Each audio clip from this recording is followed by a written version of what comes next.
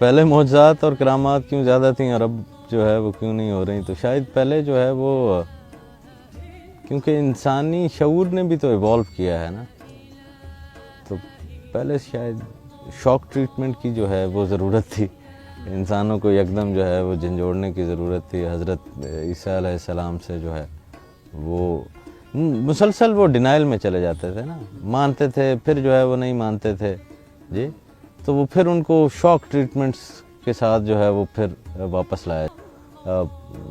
پھر جو ہے حضور نبی کریم صلی اللہ علیہ وآلہ وسلم کی ذات مبارکہ جو ہے وہ اب خاتم النبیین ہیں، وہ اس وقت آئے ہیں جب وہ انسانی شعور کے اندر اتنی کیپیسٹی جو ہے وہ ڈیولپ ہو گئی ہے کہ وہ خدا کی عبادت کے لیے اور خدا کی پرستش کے لیے اور اس کے سامنے سر بسجود ہونے کے لیے اور اس کی وحدانیت پر ایمان لانے کے لیے اس کو اب شاید جو ہے وہ اتنے معجزات کی جو ہے وہ ضرورت نہیں رہی۔ اس کے باوجود جو ہے نبی کریم صلی اللہ علیہ وآلہ وسلم کی ذات مبارکہ بذات خود ایک بہت بڑا معجزہ ہے جی، آپ کا سایہ نہیں ہے جی، یہ کتنا بڑا معجزہ جو ہے وہ ہے۔ اور پھر شق القمر کا جو ہے وہ معجزہ جو ہے وہ ہے۔ تو شق القمر کا جو معجزہ ہے وہ اب یہی ہے نا کہ ان بلیورز کو ایک شوق جو ہے وہ دیا، وہ جو پیگنز جو تھے ان کو جو ہے ایک شوق ٹریٹمنٹ سے جو ہے وہ اس طرف لایا گیا۔ اب صوفیاء اس کو کیسے دیکھتے ہیں کرامات کے سارے سلسلے کو؟ تو صوفیاء کی اکثریت جو ہے وہ اس کو حیض الرجال کہتی ہے کہ جس طرح ایک عورت کے لیے حیض کے ایام ہوتے ہیں جس کے اندر وہ خدا پاکیزگی نہیں رہتی جی، تو اسی طرح اگر کسی سے کسی کرامت کا ظہور ہوتا ہے تو وہ ایک سرٹن پیریڈ کے لیے وہ اس کو اچھا تصور نہیں کرتا، وہ ایک خاص مدت تک کے لیے جو ہے وہ خاصا مشکل جو ہے وہ ہو جاتا ہے خود اس کے لیے۔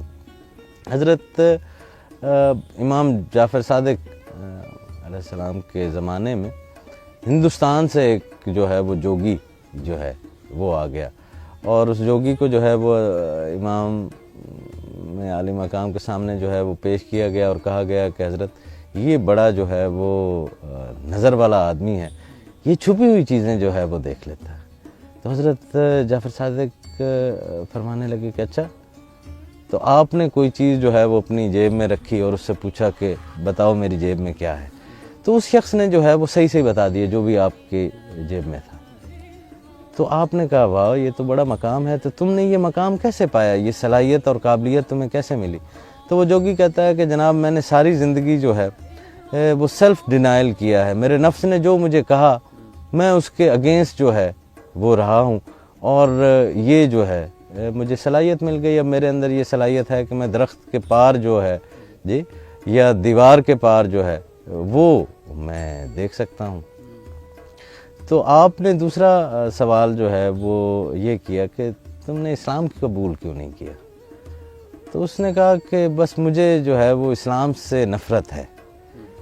تو آپ نے کہا کہ تم نے ابھی تو کہا کہ تمہارا نفس جس چیز کے اگینسٹ جاتا رہا ہے جی تو اس کے تم نے مخالف کیا ہے جو تمہارے نفس نے چاہا ہے، تو یہ بھی تو تمہارا نفس جو ہے وہ اسلام کا مخالف ہے۔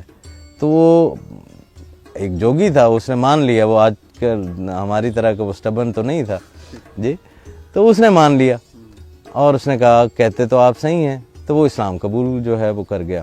اسلام قبول اس نے کر لیا، کلمہ پڑھ لیا۔ کچھ عرصے کے بعد جو ہے وہ حضرت امام جعفر صادق کے پاس وہی جوگی جو ہے وہ واپس آتا ہے اور وہ کہتا ہے کہ حضرت میرے ساتھ تو بڑا ہاتھ ہو گیا، جب سے میں نے اسلام قبول کیا ہے تو میری جو یہ صلاحیت تھی یہ سلب ہو گئی ہے، یہ تو مجھ سے جو ہے وہ سب کچھ جو ہے وہ چھینا گیا، اب میرے اندر اتنی طاقت جو ہے وہ نہیں ہے کہ میں بتا سکوں کہ آپ کی جیب کے اندر جو ہے وہ کیا ہے۔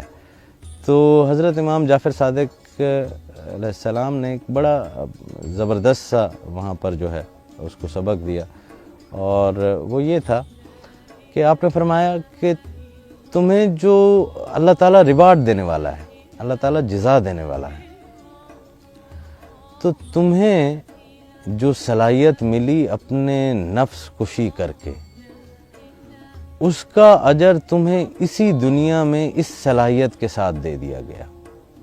جی صحیح ہے.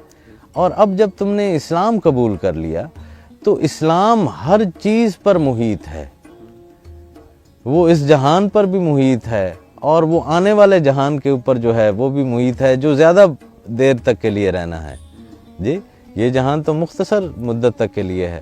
تو جب آپ نے اسلام قبول کر لیا اور پھر آپ جو ہے وہ اسی اپنے سیلف ڈینائل میں اور نفس کو مارنے کی یا اس کو صاف کرنے کی کوششوں میں ہیں، تو آپ کا اجر جو ہے وہ کئی گنا ہو کر جو ہے وہ آپ کو اگلے جہان کے اندر جو ہے وہ ملے گا. تو اب تم بتاؤ کہ اگلے جہان میں وہ ثواب چاہیے یا صرف یہ اتنی سی صلاحیت چاہیے کہ میری جیب کے اندر جو ہے وہ کیا ہے اس کا تمہیں پتہ جو ہے وہ چل جائے. تو انسان دیکھے تو انسان کی پوری زندگی ایک جو ہے وہ کرامت ہے. یہ میرا اور آپ کا تصور ہے اور ہماری خام خیالی ہے کہ ہم کچھ حاصل کرتے ہیں. یار ہمارا آنا کرامت ہے. پھر میں آتا ہوں اور میں کسی چیز کے کرنے کے قابل نہیں، نہ کھانے کے، نہ پینے کے، نہ حرکت کے قابل، جی ماں سوا رونے کے اور آنسو بہانے کے، اور تو جو ہے وہ مجھے کچھ آتا نہیں ہے. جی اور وہ پھر میرے لیے سارے سامان جو ہے وہ میسر ہوتے جو ہے وہ چلے گئے. پھر میں نے پڑھنا شروع کر دیا اور یونیورسٹیز میں جانا شروع کر دیا اور یہ مفروضہ قائم کر لیا کہ شاید میری ذہانت سے بہت کچھ جو ہے وہ ہو رہا ہے.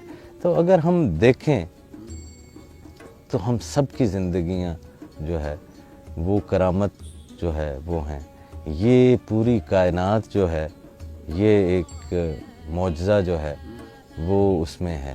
یہ سارے چیزیں جن کا ظہور آج کے زمانے میں ہو رہا ہے اور جو شاید ماضی کے لوگوں کے لیے ایک معجزے کی صورت رکھتے ہوں، یہ ہوا کیا ہے؟ ہوا تو یہی ہے کہ انسان نے اپنے آپ کو ڈھونڈنا شروع کر دیا. جی اور وہ اپنے آپ کو ڈھونڈتا رہا اور سارے معجزے جو ہے وہ تخلیق پاتے چلے گئے. وہ ایک لوہے کے پیچھے لگا، جی اور لوہے کو جو ہے وہ اس نے سب سے پہلے پانی کے اوپر تیرا دیا. جی پھر اس کے بعد اس نے اسی لوہے کو جو ہے وہ ہوا میں جو ہے وہ اڑا دیا. جی تو اور اب آج کل تو جو ہے وہ آئرن کھانے کو بھی مل جاتا ہے آپ کو مختلف ٹیبلٹس کی فارمز میں جو ہے وہ آپ کو مل جاتا ہے.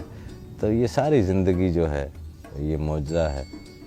تو یہ جو درویش اور صوفیہ اور سالکین جو ہیں ان کا مطمع نظر یہ ان چھوٹی چھوٹی چیزوں کے اوپر جو ہے وہ نہیں رہ جاتا کہ میں آپ کو یہ بتا دوں کہ جو ہے وہ سال بعد جو ہے وہ آپ کے ساتھ کیا ہونے والا ہے. جی یہ میرا کام نہیں ہے. خدا تعالیٰ نے ایک چیزیں جو ہے وہ ایک آرڈر کے ساتھ بنائی ہیں اور وہ بہتر جانتا ہے کہ ان کو جو ہے وہ کس طرح سے چلنا ہے. ہر چیز کے اوپر سے پردہ اٹھ جانا جو ہے وہ خود اس نے نہیں چاہا، اور جو اس نے نہیں چاہا وہ اس کے چاہنے والے نہیں چاہتے. جی اولیاء جو ہیں وہ تو اس کے چاہنے والے ہیں نا. جی تو ولی اللہ جو ہے وہ چیز کبھی بھی نہیں چاہے گا جو اس کے رب نے نہیں چاہی، اور جو اس کے رب نے چاہا ہے وہ صرف اسی چیز کو جو ہے وہ چاہے گا. اور اس کے رب نے توازن چاہا ہے. جی تو وہ متوازن جو ہے وہ رہے گا.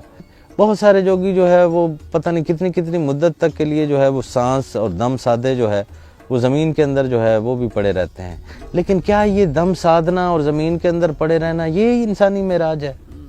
جی اور کیا ہم جو ہے وہ ابھی تک اس وہ تھوڑی سطح کے شعور پر ہیں، نچلی سطح کے شعور پر ہیں کہ جب ہمارے لیے یہ بہت بڑی چیز ہو گئی کہ یہ بندہ دم ساد کر جو ہے وہ اتنے اس کے لیے پڑا ہوا ہے. بھائی میں یہاں دم سادنے کے لیے نہیں آیا، میرے ہر دم کے ساتھ جو ہے وہ وہی رہے. جی تو مسلمان کا زندگی دیکھنے کا اور صوفیاء کا زندگی کو دیکھنے کا تصور جو ہے وہ اس سے بالا تر جو ہے وہ ہے، اور وہ خالصتاً جو ہے وہ قرب الہی ہے. اب جب آپ قرب الہی کے راستے پر چلتے ہیں تو ہوتا کیا ہے؟ آپ ایک نچلی سطح کے شعور سے ایک اعلیٰ ترین سطح پر جا رہے ہیں. جی نیت آپ کی شعور کو حاصل کرنا نہیں ہے، نیت آپ کی قرب الہی ہے جی. اب جب آپ جا رہے ہیں آگے تو آہستہ آہستہ آپ کی ویژن نے بھی جو ہے وہ بھی بڑھنا شروع ہوا. آپ کو پتہ چل گیا کہ چیزیں ہوتی کس طرح سے ہیں جی. تو اس میں سے کچھ ہوئے جی. جب آپ کو پتہ چلا اچھا چیزیں اس طرح سے ہوتی ہیں تو میں اس میں سے کچھ یوں بھی کر سکتا ہوں جی. تو وہ جو ٹرینڈ نہ ہوئے وہ انہی چیزوں کو اس طرح کرنے میں جو ہے وہ الجھ گئے اور اپنا سفر جو ہے وہ انہوں نے خراب جو ہے وہ کر لیا. اور اسی لیے اس کو حیض الرجال جو ہے وہ کہا گیا. حضرت معین الدین چشتی اجمیری غریب نواز نے کرامات اس وقت تک نہیں دکھائیں جب تک کہ جادوگروں کی ایک فوج کو ان کے مقابلے پر نہیں لایا گیا جی. تو جواب کے طور پر جو ہے وہ کرامات جو ہے وہ دکھائی گئی ہیں. تو ہمارے چشتیہ سلسلے میں تو جو ہے وہ اس کو حیض الرجال ہی سمجھا جاتا ہے. نہ صرف چشتیہ سلسلے میں بلکہ دوسرے جو بھی اکابرین تھے وہ جو ہے وہ اس کو حیض الرجال ہی جو ہے وہ سمجھتے تھے. تو یوں ہے پوری زندگی جو ہے وہی کرامت ہے. اور یہ کرامات کا حصول اور ان کے نزول کی طرف کیا دیکھنا. میں خود اپنے آپ کو دیکھ لوں تو مجھ سے بڑی کرامت جو ہے وہ کوئی نہیں. آپ اپنے آپ کو دیکھ لیں تو آپ سے بڑی کوئی کرامت نہیں. تو باہر کی کرامت کو کیا دیکھنا, اندر کی کرامت کو جو ہے وہ دیکھیے.